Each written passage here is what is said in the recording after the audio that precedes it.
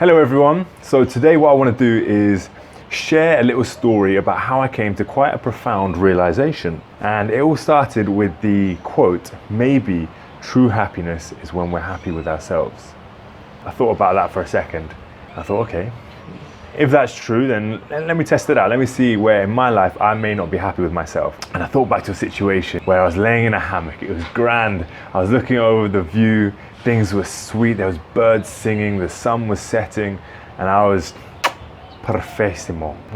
What does that mean? And then my ex-girlfriend comes in and she's like, Aaron, like, what's going on? Why did you make the decision? I can't even remember what she was saying at the time, but I remember just thinking, I'm just here trying to enjoy the view, trying to live a good life, trying to be a good person, and you're telling me that I'm doing things wrong and for doing this, and I'm not thinking about you, and I'm not taking care of this relationship. I just thought, wow, I want to get out of here. Like, I want to be done with it. I was thinking, like, okay, well, I got triggered there. What about myself was I not happy with in that moment? And what I realized, interestingly enough, is that when she was telling me about how I was thinking about myself, there was a small voice inside of me that agreed with what she was saying, that had a negative image of me and was terrified of that being the truth.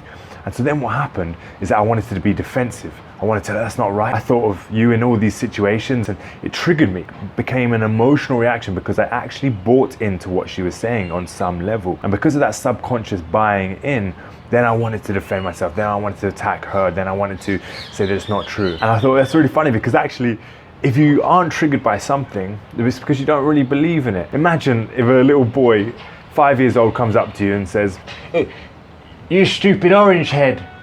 You'd look at that boy and you look down at him and you just go, "You what, mate?" You wouldn't be affected at all. You just wouldn't care about it because there's no part of you that resonates with what that person is saying or that little boy is saying. You don't believe that you are a stupid orange head. In those times that you become defensive, the times that you take it personally, it's because there's an underlying narrative, a small voice inside of you that believes in what that person is saying. That person may not have even said anything to you. They might not have attacked you. And maybe they just called you up and said, "Hey, look, I've got to bail on that Friday night dinner." That triggers an emotional reaction in you because you feel that you're not worthy of love. You feel that this person doesn't really care about you, that you're going to be abandoned again, that you're actually a bit of a loser. That narrative that you have about yourself, why someone would cancel Friday night dinner, is because you suck, rather than actually because they have something really important on, because they're really exhausted because they've had a really tough time at work. So you tell yourself a narrative that actually fits the narrative that you have about yourself, this negative self-image. And so there's another quote that I really like by a guy called Jack Cornfield, and he's a bit of a spiritual guru, a mindfulness teacher.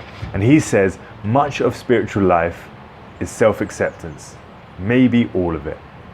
And again, just take a moment to think about that for a second, that when you are in full self-acceptance, when you truly love yourself and you're at peace with who you are, think about how you are in the world. Think about how you show up in relationships. You're sweet, you're good. Anything people say, you just read the needs that aren't being met. You want to look after people.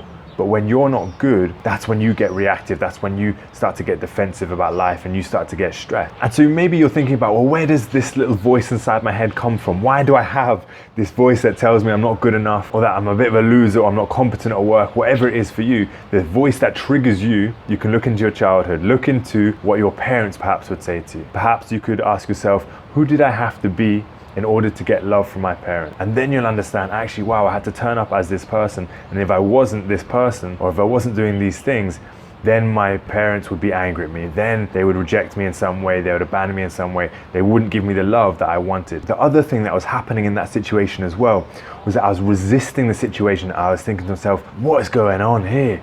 I don't need this. I just want to be out of this. Like, I didn't decide to have this. And so I caught myself in that moment thinking, I don't have a choice. I have to be here. I am obliged to be in this situation, receiving this. When actually, you always have a choice. You may not like this choice, but you always have a choice. And so think about when you are feeling like, this is unfair, this is unjust, I don't like the situation I'm in.